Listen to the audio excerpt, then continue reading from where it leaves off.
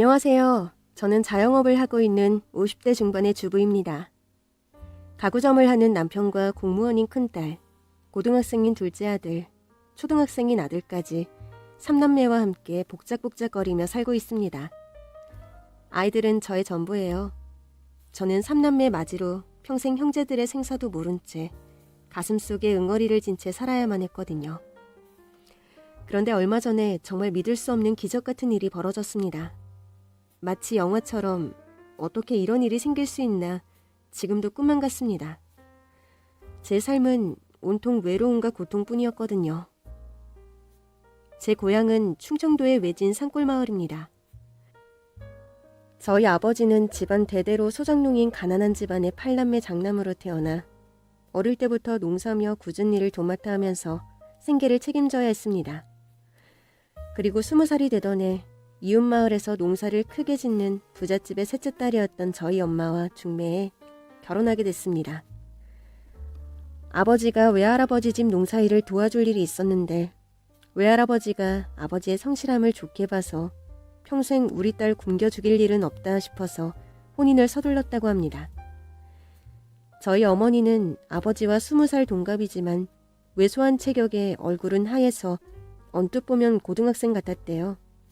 결혼하면서 외할아버지가 먹고 살라고 작은 땅을 넘겨주셨대요.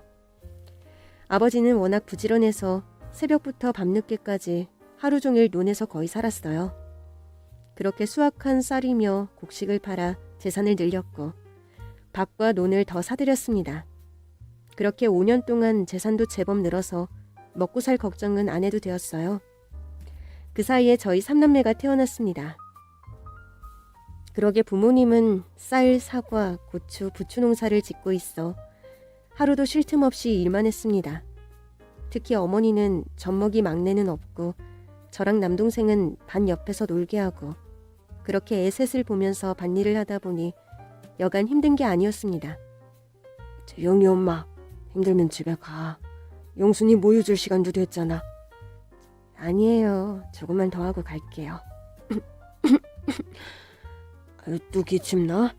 어젯밤에도 밤새 기침하더니만 지난번에 산 약이 별로 안 듣나 보네. 병원에 같이 가봐야겠네. 아유, 병원은 무슨.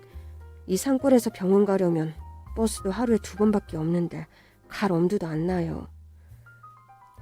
그렇게 어머니는 몇 달째 기침을 하면서도 읍내까지 멀기도 하고 돈도 아깝다면서 병원을 안 가고 집에서 도라지 끓인 물만 먹었습니다. 그런데 날이 갈수록 어머니 얼굴이 핏기가 없고 낮에 논에서 일하다가 픽픽 쓰러지는 일이 많아졌습니다. 여보, 정신 차려봐.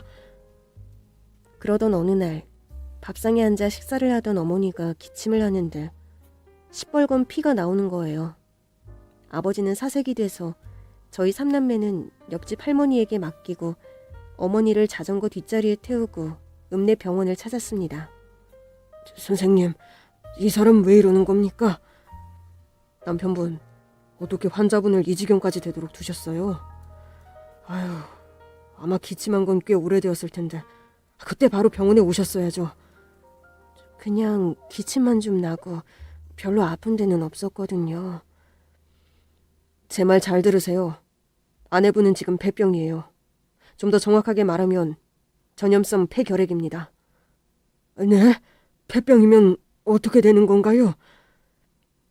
지금 전국적으로 전염병이 돌아서 아내분 같은 경우에는 밖에 나가는 것도 사실 위험해요. 더 악화되면 폐암으로 전이될 수도 있습니다. 빨리 입원부터 하세요. 안 돼요. 갓난쟁이도 있는데 저 한가하게 병원에 있을 수 없어요. 약 지어주시면 집에서 잘 관리할게요. 여보, 왜 이렇게 답답한 소리를 해? 방금 선생님 말씀 못 들었어? 밖에 나가는 것도 위험한데 어떻게 애들을 본다고 그래? 당신부터 살아야지. 암이 될 수도 있다잖아. 애들 걱정은 하지 말고 바로 입원하자. 아우, 지금 농사도 한창 바쁜 철이고 애들은 또 어떡하고. 내가 내 몸뚱이 하나 간수도 못하고 당신 힘들게 해서 너무 미안해. 아니, 무슨 소리야. 치료 잘 받아서 빨리 나으면 되지. 그렇게 어머니는 병원에 입원했고 한두 달만 입원하면 될 줄 알았는데 병세가 호전되지 않아서 1년을 입원해야만 했습니다. 아버지는 어머니 간호하면서 농사일도 하고 저희 삼남매 돌보느라 하루에 2-3시간 자면서 몸도 마음도 피폐해져 갔습니다. 병원비는 눈덩이처럼 불어나 논밭을 하나씩 팔기 시작했고 수중에 돈이 거의 바닥이나 입에 풀칠하기도 힘들어졌습니다. 막내 분유값이 없어서 마을의 새댁들을 찾아다니며 젖동량을 해야만 했고 쌀이 떨어져 저와 남동생은 고구마와 옥수수죽으로 배를 채워야만 했습니다. 아버지는 다시 소작농 일을 시작했고 그러면서 어머니 간호는 소홀하게 되었어요. 어머니는 아버지와 아이들이 보고 싶어 매일 눈물로 지새웠다고 합니다. 그러던 어느 날 의사가 아버지를 급하게 부릅니다. 보호자분, 이런 말씀 드리게 되어 유감입니다. 환자분 상태가 지금 많이 안 좋아요. 지금 폐암 말기로 전이되었습니다. 죄송합니다. 방금 뭐라고 하셨죠? 폐암 말기라고요? 그럼 수술해야 되나요? 지금으로선 수술하는 게 더 위험할 수도 있는 상태라서요. 마음의 준비를 하시는 게. 저 사람 이제 25이라고요. 그런데 마음의 준비를 하라뇨. 해준 게 아무것도 없는데 이렇게 떠나보낼 수 없어요. 예쁜 원피스 하나도 못 사주고 농사일만 하느라 읍내 나가서 고기 한 번 못 사줬다고요. 의사 선생님 제발 부탁합니다. 애들 엄마 좀 살려주세요. 의사 선생님은 이럴 때일수록 보호자가 힘내셔야 된다고 아버지 손을 꼭 잡아주십니다. 병실에 들어와서 아버지는 애써 화난 표정을 짓습니다. 영희 아빠, 의사 선생님이 뭘 하셔? 나 암이라지? 얼마 산대? 3개월? 1년? 뭔 소리야, 재수없게. 당신 내가 살릴 거야. 잘 먹고 잘 자고 하면 10년, 50년도 더 살 수 있다고. 알았어. 나 오래 살게 걱정 마. 우리 애들 결혼하고 손주 낳는 거 다 봐야지. 어머니는 자신이 살 날이 얼마 남지 않은 걸 알기라도 한 듯이 여보, 나 집에 가고 싶어. 애들하고 당신 따뜻하게 밥 차려서 먹이고 싶어. 어머니의 간곡한 부탁으로 아버지는 어머니를 퇴원시키고 집에 돌아왔습니다. 어머니는 몸도 못 가누면서 부엌에서 찌개도 끓이고 김장김치도 꺼내서 밥상을 차렸어요. 저와 둘째는 개걸스럽게 먹어댔고 아버지는 한 수저 뜨더니 고개를 떨군 채 눈물만 흘리셨습니다. 영희 아빠, 이거 당신 좋아하는 청국장인데 먹어봐. 그리고 나 혹시 까먹을까봐 얘기하는데 나 가고 나면 화장해서 우리 집 논에 있는 버드나무 밑에 나 뿌려줘. 그 나무에서 당신하고 쉬던 기억. 영이랑 영철이가 저 나무에 기대 우리 일하는 동안에 자던 기억. 좋은 기억만 있어서 난 저 버드나무가 참 좋아. 저 그늘로 우리 가족을 지켜주는 것 같아. 밥 먹는데 쓸데없는 소리 한다. 아버지는 눈물을 삼키며 꾸역꾸역 밥을 입에 넣으십니다. 추운 겨울이 지나고 따뜻한 봄이 왔을 때 어머니는 버드나무에 묻히셨습니다. 어머니가 돌아가시고 아버지는 슬퍼할 새도 없이 생때 같은 저희 삼남매를 돌보느라 점점 몸이 쇠약해졌습니다. 고열과 오한으로 누워있을 때가 많아졌어요. 그럴 때마다 옆집 할머니가 오셔서 저희 삼남매를 챙겨주곤 하셨어요. 영희 아빠, 이렇게 있다간 큰 사달이 나지 싶다. 내가 우리 아들 시켜서 의사 왕진 부탁했으니까 좀 이따 올 거래. 1시간쯤 후 나이가 지긋하신 의사가 도착했고 아버지를 진단하는데요. 애기 아빠 지금 몇 살이지? 올해 30입니다. 한창 좋을 때인데 지금 몸이 많이 안 좋아. 급성 백혈병이야. 네? 제가 왜 그런 병에 걸려요? 뭐 잘못하셨겠죠. 저 얼마나 건강한데. 이건 병원에서 해줄 수 있는 게 없어. 미안하네. 남은 날이 3개월일세. 제가 살 수 있는 날이 3개월뿐이라는 거죠? 네, 알았습니다. 아버지는 덤덤하게 운명을 받아들이셨어요. 아이고 세상에. 아이고, 아직 새파랗게 젊은데 하늘도 무심하시지. 애들 엄마 데려간 지 얼마나 됐다고. 이제 애들 아빠까지 데려가나. 아유, 저 어린 것들이 무슨 죄가 있다고. 불쌍해서 웃자고. 아버지는 자신이 죽는 것보다 아이들끼리 남을 걸 생각하니 억장이 무너집니다. 외할아버지네 친할아버지네는 다 돌아가시고 아버지 형제들은 객지로 다 뿔뿔이 흩어져 다들 어렵게 살고 있어서 아이를 맡길 곳이 없었습니다. 애들 맡길 것도 없는 것 같던데. 요즘엔 고아원도 시설이 잘 되어 있어. 밥도 잘 챙겨주고 한번 알아봐. 옆집 할머니의 말에 화를 냈지만 달리 방법이 없어서 아버지는 몇 군데 고아원을 찾아가서 상담을 받았습니다. 어떤 곳은 법적으로 아버지가 있기 때문에 거절당한 곳도 있고 지금 정원이 다 차서 더 이상 아이를 받을 수 없다는 곳도 있고 애들 나이가 많아서 힘들다는 곳도 있었어요. 선생님, 저희 고아원엔 지금 애들이 다 충원돼서 더 아이를 받을 수 없는 상황이에요. 선생님 사정은 너무 딱한데 저희도 정부 지원을 받는 터라 원칙이라는 게 있어서요. 죄송합니다. 아닙니다. 혹시나 다른 고아원에 아는 곳이 있으면 한번 알아봐 주시면 감사드려요. 아참, 제가 아는 아동복지기관 중에 그곳에는 해외로 아이를 입양 보내는 곳이 있어요. 자격도 까다롭지 않고 워낙 수요가 많아서 아마 신청만 하시면 자격 심사 없이 통과될 것 같은데요. 혹시 해외 입양은 어떠신지요? 제가 그 원장님과 친하니까 잘 말씀드릴 수는 있어요. 해외 입양이요? 그건 전혀 생각을 못했는데.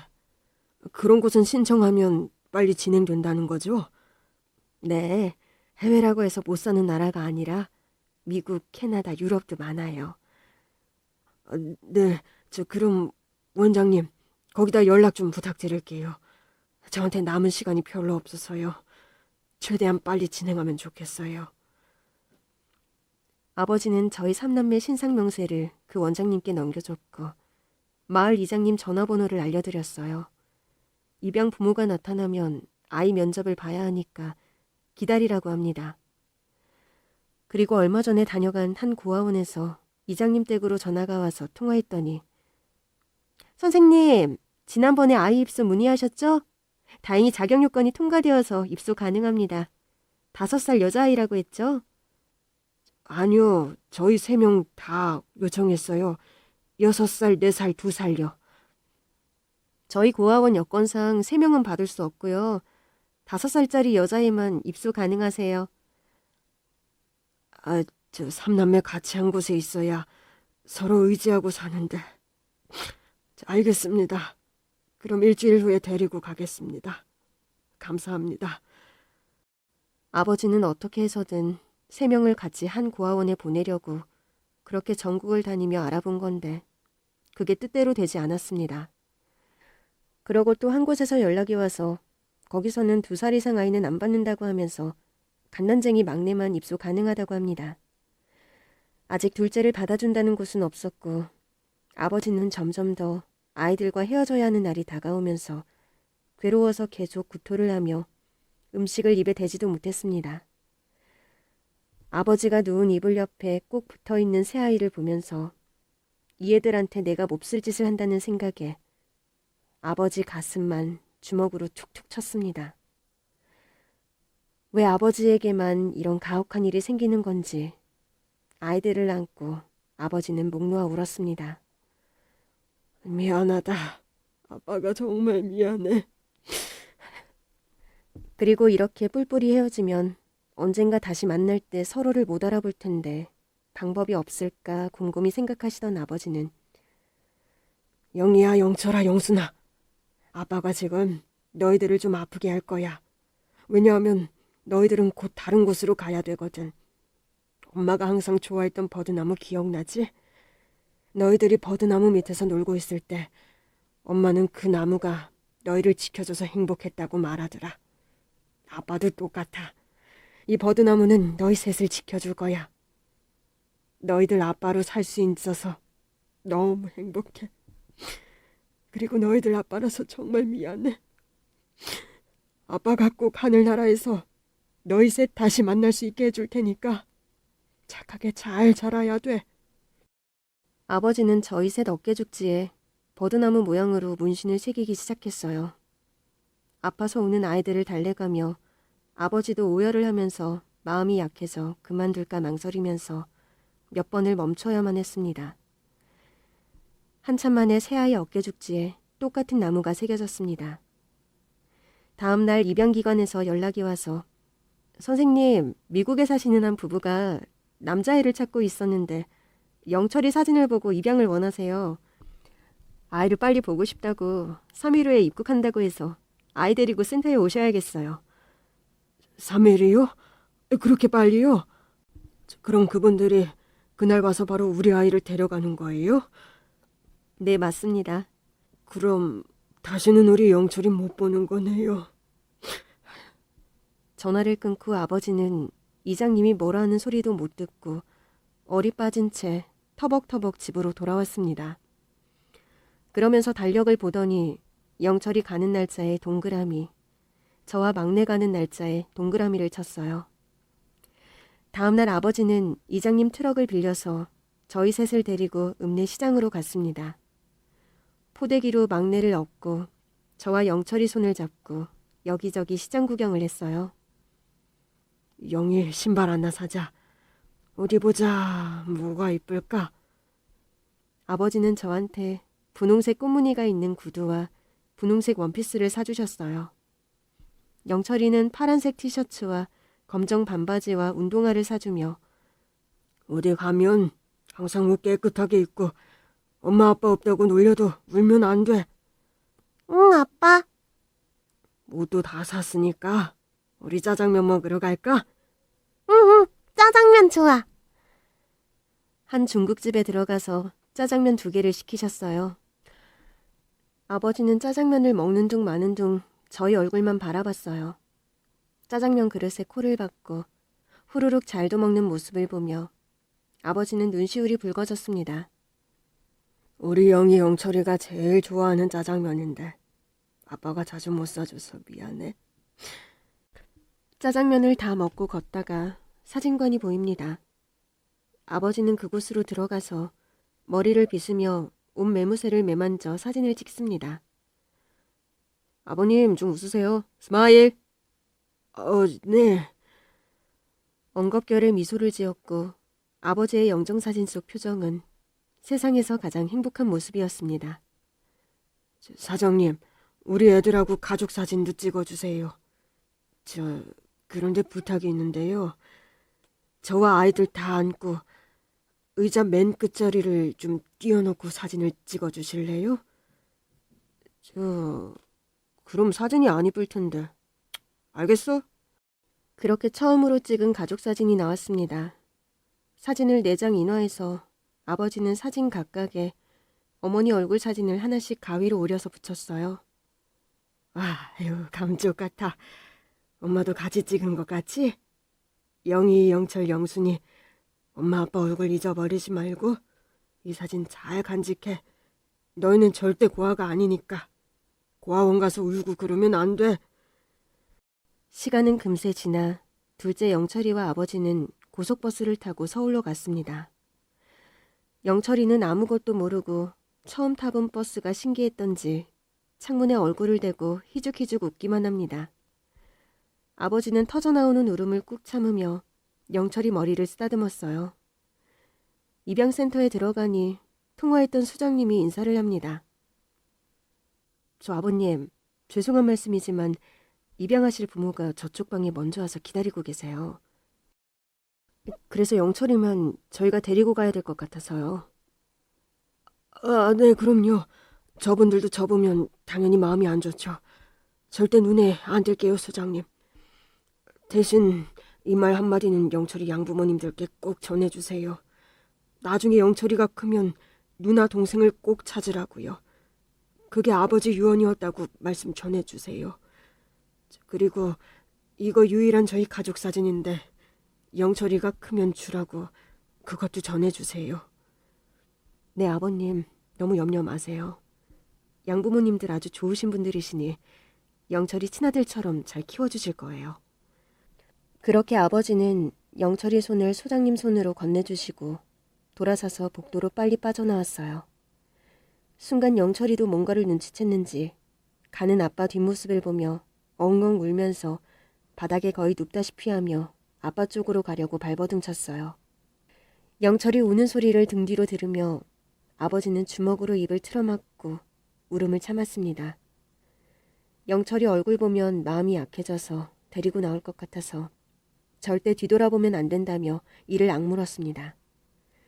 점점 거리가 멀어지면서 영철이 우는 소리도 거의 안 들리자 아버지의 가슴이 뭔가 뻥 뚫린 듯 공허해서 그 자리에 털썩 주저앉았습니다. 그렇게 일주일 후 아버지는 저와 막내를 데리고 고아원에 갔습니다. 원장님이 나오시며 아유, 얘가 영순이구나. 착하게 생겼네. 원장님, 영순이 잘 부탁드립니다. 저 그리고 영순이 크면 형제들 꼭 찾으라고 이 말 꼭 전해주세요. 아버지 유언이라고요. 그리고 이거 가족 사진인데 영순이 크면 전해주세요. 네, 영순이 저희가 잘 키우겠습니다. 아버지가 왜 영순이를 여기에 맡기게 되었는지 그것도 잘 설명하겠습니다. 아버지는 정말 훌륭하신 분이시고 영순이를 너무 사랑하셨다고. 급성 백혈병으로 얼마 못 사시게 되어서 어쩔 수 없이 헤어진 거라고. 영순이는 혼자가 아니고 언니 오빠도 있으니 꼭 만나야 된다고 그렇게 꼭 말하겠습니다. 원장님은 아버지 손을 꼭 붙잡아 주셨습니다. 전 그때 너무 어려서 영순이와 헤어지던 날 원장 선생님이 준 막대사탕에 정신이 팔려서 영순이의 마지막 얼굴을 못 봤습니다. 그게 지금까지도 너무 괴롭고 후회가 됩니다. 아버지는 제 손을 잡고 고속버스를 타고 4시간여 만에 고아원에 도착했습니다.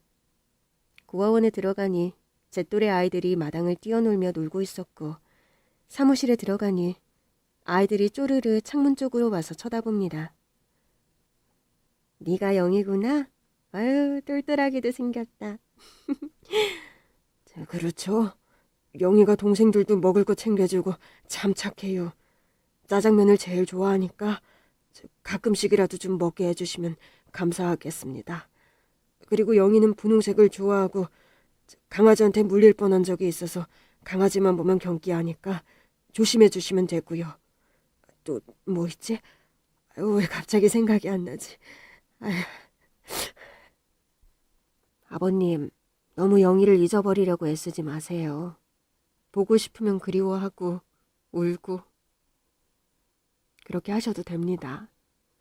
사람은 잊혀지면 안 되는 거예요.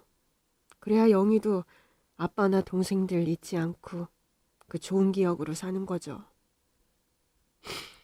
원장님 말씀이 맞습니다. 영희도 자기한테 얼마나 좋은 가족들이 있었는지 기억할 거예요. 그 기억 꼭 간직해서 어른이 되면 꼭 동생들 찾으라고 아빠가 말했다고 전해주세요. 그게 아빠의 마지막 유언이었다고요. 그리고 이건 얼마 전에 찍은 가족 사진이에요. 이것도 전해주세요. 아버지가 자리에서 일어나서 가려고 하니까 저도 얼른 아빠 손을 잡았어요. 아빠는 천천히 제 손을 뺐어요. 영희야, 이제 여기가 영희 집이야. 아빠는 저기 멀리 돈 벌러 가야 돼. 어디? 바로 저기. 아버지는 하늘을 보며 손으로 가리켰어요. 저는 그때 그게 뭘 의미하는지 몰랐습니다. 하늘? 영희 아빠 보고 싶으면 하늘 보면 돼. 그러면 아빠가 영희 쳐다보면서 웃을 거야. 아버지는 왈칵 쏟는 눈물을 옷소매로 훔치며 환하게 웃었습니다. 아버지는 저에게 환히 웃는 얼굴을 마지막 기억으로 간직하게 해주고 싶었던 겁니다. 아무 말 없이 저를 꼭 안아주셨던 아버지의 야윈 등, 제 어깨에 얼굴을 묻고 흐느끼던 모습, 손 흔들며 다시 만나자는 말이 전 어린 나이였지만 제 눈에 생생하게 기억을 합니다. 아빠가 멀어지는데 왜 이렇게 불안한지 전 눈물을 글썽였어요. 아빠! 전 원장님의 손을 뿌리치고 아빠한테 달려갔어요. 그러다 새 신발이 벗겨져서 넘어지고 말았습니다. 전 엉엉 울며 아빠를 꽉 안고 안 떨어지려고 발버둥을 쳤습니다.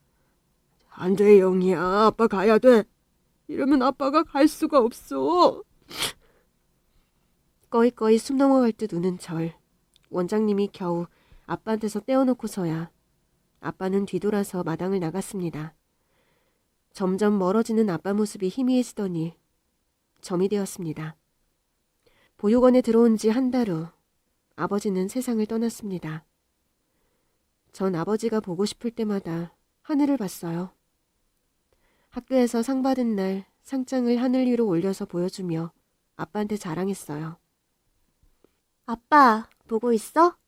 나 독서상 1등 받았어. 아빠도 기쁘지? 어느새 전 사춘기에 접어들었습니다. 고아라고 친구들의 따돌림을 받으면서 방황을 했고 담배와 술에 손을 대었습니다. 학교는 무단결근하고 안 좋은 친구들과 어울렸어요. 그때 원장님이 야단을 치시면서 아버지가 당부하신 그 말씀을 해주셨어요. 커서 꼭 동생들 찾으라는 얘기를 유언으로 남기셨다는 말을 듣고 전 이렇게 살면 안 되겠다고 정신을 차리고 학교 생활에 전념했습니다. 19살이 되면서 전 마음이 많이 조급해졌어요. 보육원은 20살이면 나와야 되거든요. 사회에 나가서 나 혼자 뭘 할 수 있을까? 자격증이라도 따야 되나? 집은 어떻게 구해야 될지 막막했습니다. 그렇게 20살이 되던 해 전 보육원에서 준 사회정착자금을 받고 저 혼자 살만한 월세방을 알아봤어요.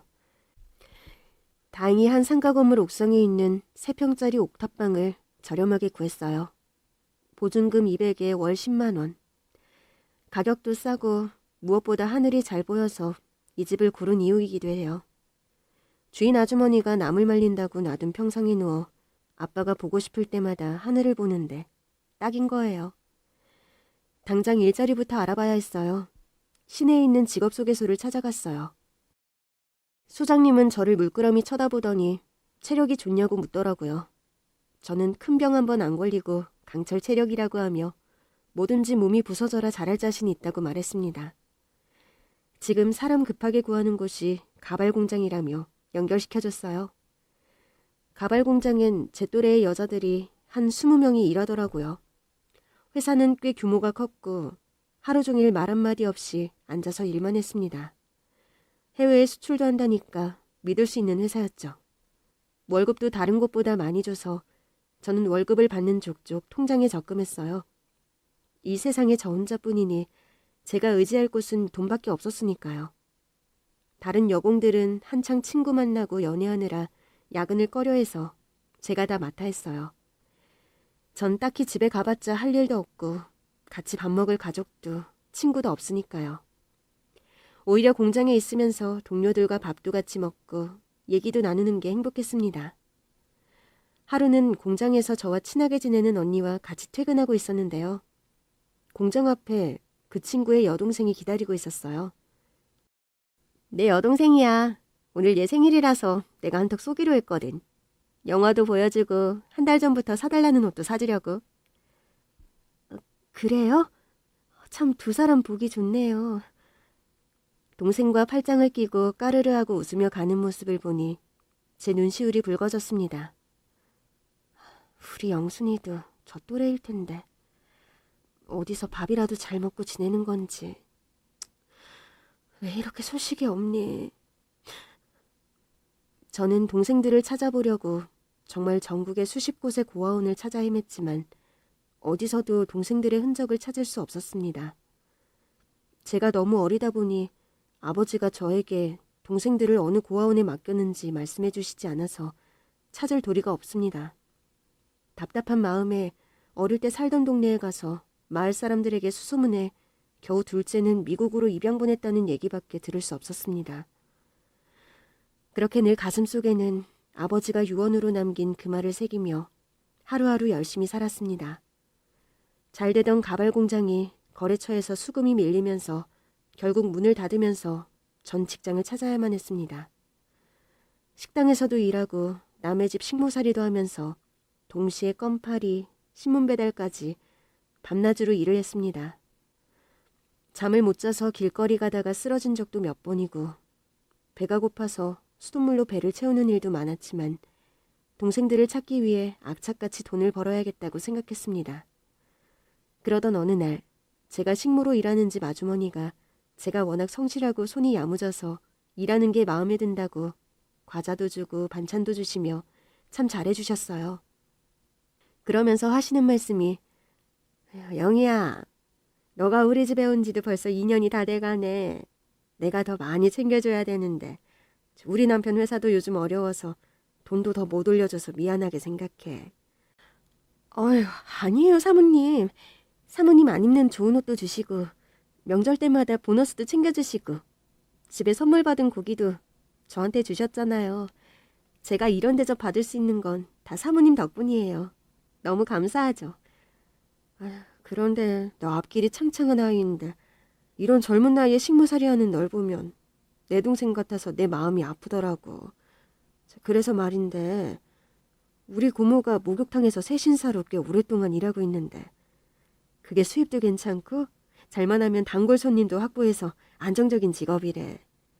우리 고모 딱 너 나이 때부터 새신사 일해서 30년 동안 하면서 집 사고 자가용도 사고 건물도 하나 샀잖아. 우리 고모 밑에서 새신사 일 배워보는 건 어때? 그래요? 전 처음 들어보는 건데 한번 해보고 싶네요. 돈도 많이 번다니까요. 그렇게 사모님은 저를 고모분에게 소개시켜줬고 처음엔 식모일 끝나고 저녁에만 가서 하다가 제가 소질 있는 걸 보시더니 저를 정식으로 채용하셨어요. 자연스레 식모일은 그만두고 전 목욕탕 새신사로 몇 년을 일했습니다. 부잣집 단골 사모님도 늘어나고 팁 주실 때도 있고 꽤 돈을 많이 모았어요. 그렇게 20년 동안 일하면서 모은 돈으로 저는 이 목욕탕을 인수했습니다. 작은 단독주택집도 구입하고 경제적으로 부족함 없는 소위 성공을 한 겁니다. 그리고 우리 목욕탕 근처에서 가구 가게를 하는 사장님과 밥도 같이 먹고 친해지게 되면서 속사정을 알게 되었어요. 아내와 사별하고 혼자서 3남매를 키우고 있다고 하더라고요. 저는 평생 결혼 안 하고 혼자 살려고 했는데 듬직한 이 남자의 모습이 아버지를 닮아서 마음이 가고 무엇보다 그 새 아이들이 불쌍해서 눈에 아른거려서 자주 집에 찾아가 음식도 하고 놀이공원도 같이 가면서 마음을 서로 열게 돼 그 남자와 결혼을 하게 됐습니다. 다행히 아이들은 다 착해서 절 엄마라고 부르면서 잘 따라줬어요. 그러면서 전 고아원에서 어렵게 살아왔던 기억 때문에 일주일에 한 번씩 노숙자와 독거노인을 위해 목욕탕을 개방해 세신을 해주는 봉사를 하기 시작했습니다. 아예 제가 봉사단을 만들어 전 회장직을 맡고 있어요. 봉사단은 12명으로 저희 목욕탕에 있는 새신사 3명과 다른 목욕탕 새신사까지 기꺼이 봉사에 참여해 주셔서 정말 감사했죠. 주말이면 줄 서서 들어올 정도로 많은 분들이 다녀갔어요. 다들 제대로 씻을 곳도 없고 몸이 불편해 스스로 세신할 기력도 없는 분들이라 저희 봉사단들에게 너무 감사하다며 좋아하셨습니다. 저는 이렇게 봉삿날이 되면 목욕탕 옆에 마련된 주방에서 이분들과 새신사분들께 점심과 저녁 2끼 식사 대접을 위해 새벽부터 나와서 요리를 합니다. 큰 솥 가득 50인분 밥을 하고 국이며 나물까지 저 혼자서 요리 준비하다 보면 하루가 다 갑니다. 그래서 직접 세신을 해드리진 못하거든요. 그러던 어느 날 손이 빨라 봉사단 중에서도 실력이 월등한 새신사가 난처해하면서 말을 꺼냅니다. 사장님, 드릴 말씀이 있어요. 이거 어쩌죠? 시댁에 좀 급한 일이 생겨서 시골에 내려가 봐야 될 것 같아서요. 오늘 하필 봉사단 분들도 많이 빠져서 손도 없는데 죄송해요. 아유, 무슨 그런 말을 해. 우리 동생 봉사한 지 5년 동안 한 번도 봉사 안 빠지고 손이 어찌나 빠른지. 보통 한 분 세신할 동안 혼자서 3분 하잖아. 얼마나 든든한지 몰라. 얼른 가봐. 여기는 걱정하지 말고. 내가 한동안 세신 일을 안 했는데 오늘 실력 발휘 좀 해보지 뭐. 네, 사장님. 저 여기서 5년간 일하면서 월급도 많이 올려주시고 동생처럼 잘 돌봐주셔서 감사해서 사장님 봉사하신다 했을 때 제일 먼저 자원한 거거든요. 늘 감사하게 생각하고 있어요. 그럼 사장님, 오늘 고생하실 텐데 몸 조심하시고 너무 무리하지 마세요. 얼른 가. 전 탕으로 들어가서 오랜만에 세신을 했어요. 그런데 다리를 저는 한 여자 노숙자가 눈에 들어왔는데 부끄러운지 얼굴을 푹 숙이고 있더라고요. 자세히 얼굴을 보니 처음 보는 노숙인이었어요. 오늘 여기 처음 오셨죠? 저 실력 좋으니까 걱정하지 마시고요. 오늘 시원하게 때밀어 드릴 테니까 편하게 앉으세요. 그렇게 여자 노숙인이 의자에 앉아 팔을 들어 때를 밀다가 순간 제 눈에 들어오는 게 있었어요. 그 여자의 어깨 죽지에 있는 나무 모양의 문신. 전 손이 덜덜 떨리면서 조심스레 물어봤어요. 저 혹시 이 문신 언제 하신 거예요? 아, 이거요? 제가 갓난쟁이 때 아버지가 직접 새겨주셨다고 들었어요. 저한테 언니와 오빠가 있는데 사정상 헤어지게 되었는데 나중에 만나면 서로 알아보라고 그렇게 하셨대요. 전 눈물을 왈칵 쏟았습니다. 그럼 혹시 구화원에서 자랐나요? 네. 그런데 그걸 어떻게 하셨어요? 전 입고 있던 티셔츠를 벗어서 제 몸에 있는 똑같은 문신을 보여줬어요. 아니, 저와 똑같은 문신을... 그럼 혹시... 맞아, 내가 언니야. 영순아, 우리 동생. 저희는 서로를 끌어안고 한참을 펑펑 울었습니다. 이 순간 어떤 말도 필요 없었어요. 조용히 동생 머리를 감싸며 등을 토닥토닥 거려줬습니다. 그동안 얼마나 힘들게 살았을지 말을 안 해도 그대로 느껴졌습니다. 조금 진정이 된 후 저희 자매는 그동안 살아온 이야기를 나눴어요. 아버지랑 너 고아원에 맡긴 것까지는 어렴풋이 기억나. 혼자서 얼마나 힘들었을까. 그 후에 어떻게 지냈니? 고아원에서 자라다가 8살에 한 집에서 입양되었었어. 그렇게 부자는 아니었지만 처음 봤을 때 되게 좋으신 분들이었거든. 그 집은 시골이었는데 사실 나 말고 아이도 둘이나 있었어. 초등학생, 중학생인 오빠들이었어. 그런데 처음 일주일 동안은 맛있는 것도 사주고 많이 이뻐해 주셨는데 그 후부터는 부모님이 갑자기 돌변해서 아침부터 밤늦도록 빨래, 설거지, 농사일까지 하루 종일 일을 시켰어. 일을 잘 못하면 밥도 굶겼어. 그러고 보니 두 오빠들도 학교 갔다 오면 밤까지 축사일과 농사를 하며 거의 노예처럼 부리더라고.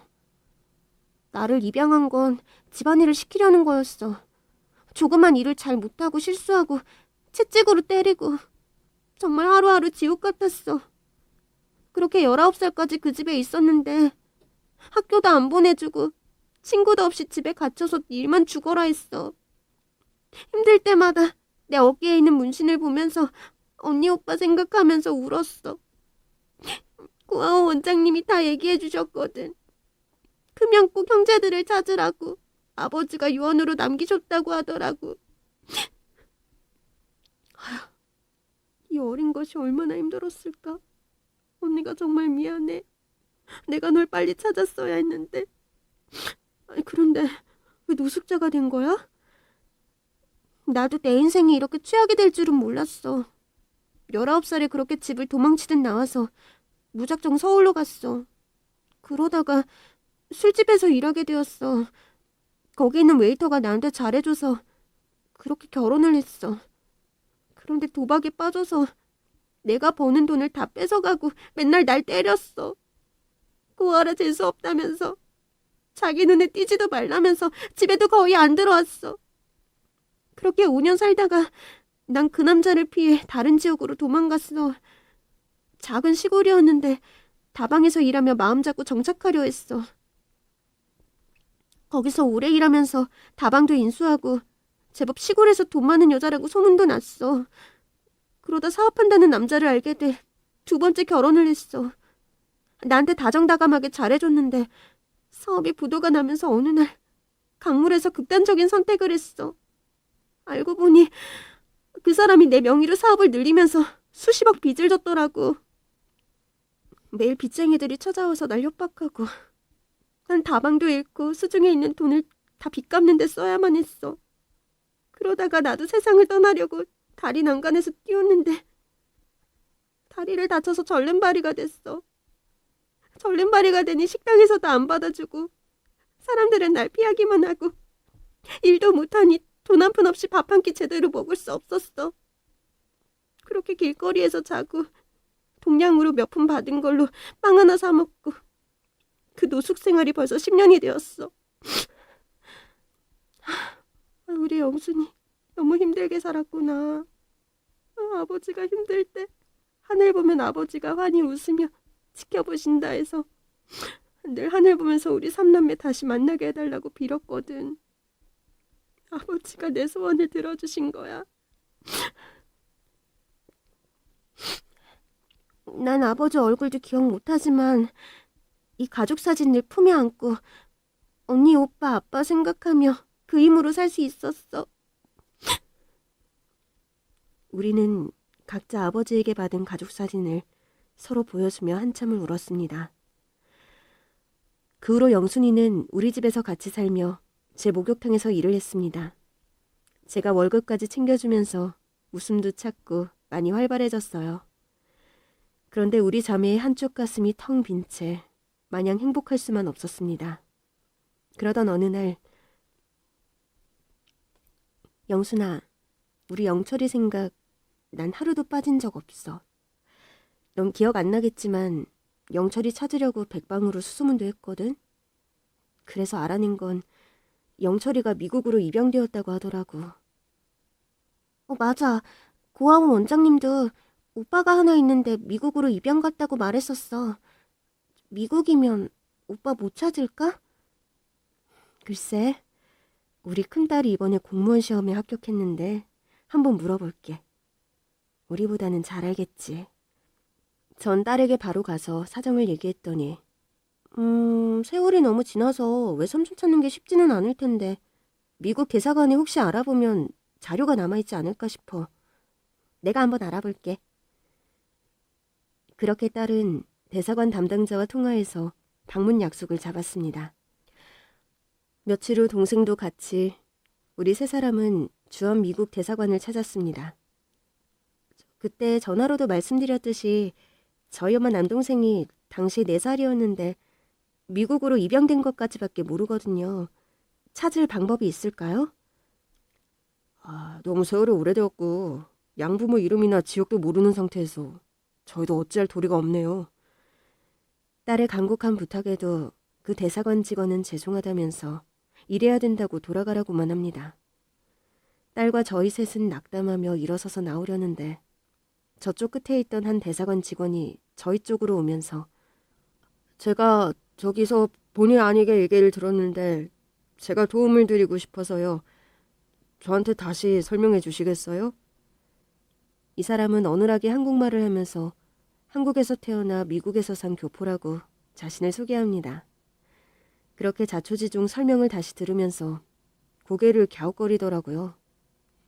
제가 미국에서 입양기관에서 봉사활동을 해서 한번 알아볼 수 있을 것도 같은데 혹시 그분 신체의 특이점이라든지 구분할 수 있는 뭔가가 없을까요?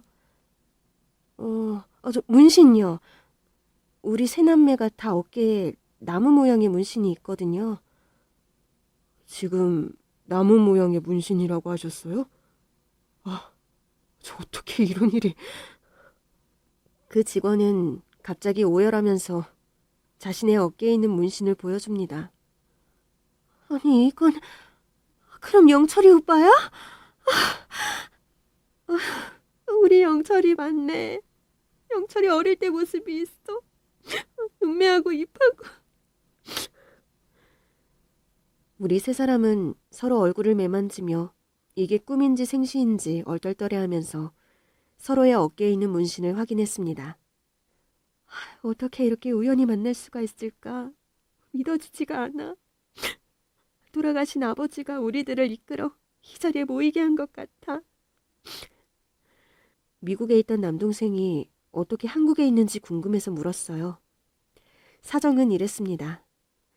양부모님이 입양 당시 소장님을 통해 아이 친아버지의 마지막 부탁 얘기를 전해 듣고 남동생이 한국어를 잊지 않게 한국어 선생님께 과외를 시켜서 한국어가 꽤 능통했습니다. 그리고 어릴 때부터 양부모는 남동생에게 크면 꼭 한국에서 형제들을 찾으라면서 물심양면으로 지원해 주셨다고 합니다. 그렇게 미국에서 대학교를 졸업 후 한국으로 돌아와 공무원이 되었어요. 한국으로 오자마자부터 쭉 저와 여동생을 찾기 위해 백방으로 알아보고 있었던 거죠. 혹시 언젠가는 누나와 동생이 대사관에 찾아오지 않을까 일말의 희망으로 이곳에 지원해서 발령이 나서 수년간 근무하고 있었던 겁니다.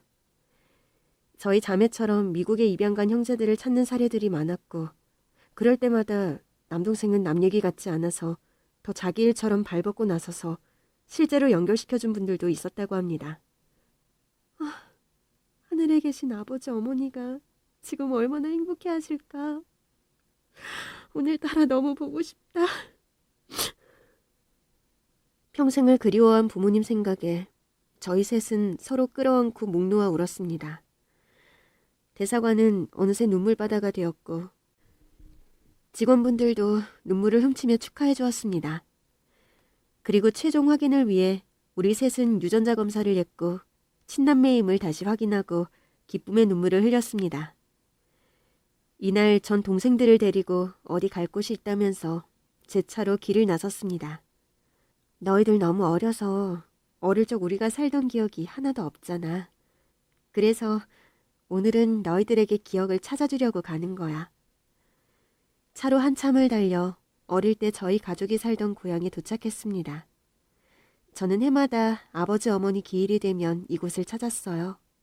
지금은 도로가 나고 건물들이 많이 들어서서 저희 집은 없어졌지만 그때 한 동네에 계셨던 어르신들이 몇 분 계셔서 전 해마다 그분들을 찾아 인사도 드리고 고기며 선물을 사드리며 저희 어릴 때 얘기를 듣고 했습니다. 아버지와 어머니가 병으로 세상을 떠나게 되셨고 집이 너무 가난해서 옆집 할머니가 저희 삼남매 밥도 많이 챙겨주셨다는 얘기도 들었습니다. 그렇게 전 수십 년 동안 저의 기억을 하나씩 찾을 수 있었고 오늘은 저희 동생에게 그 기억을 돌려주려고 합니다. 우선 제일 먼저 찾아간 곳은 어머님이 묻혀있는 버드나무였습니다. 그 오랜 세월이 지났지만 변함없이 푸르름을 간직하고 있는 버드나무는 마치 저희 셋을 보며 얼른 오라고 손짓하는 것 같았습니다. 어머니가 이렇게 다 성장한 저희 삼남매를 보면 얼마나 기뻐하실까요? 아버지가 우리 몸에 나무 문신을 새기신 이유가 엄마가 이 버드나무를 참 좋아하셔서 그렇게 하신 거래.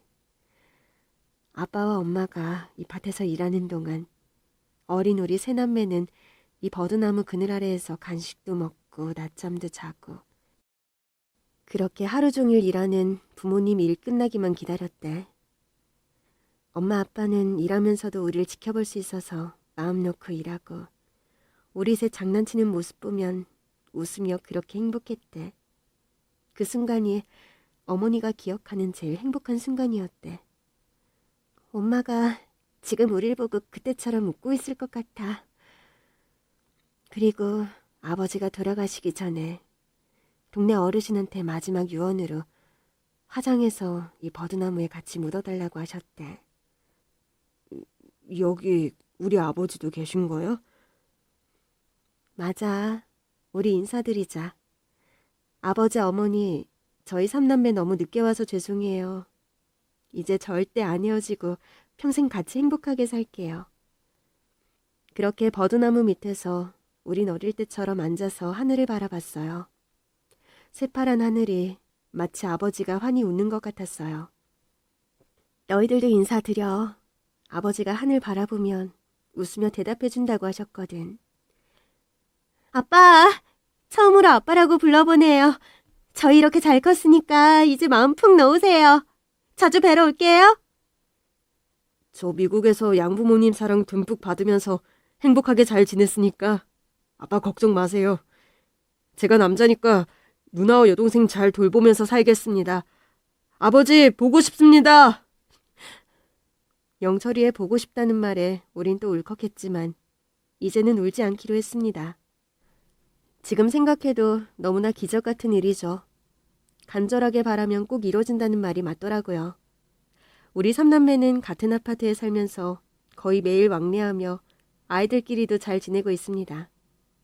평생 꿈에서도 그리던 가족의 모습이었어요. 긴 얘기 들어주셔서 감사드립니다. 모두들 행복하세요.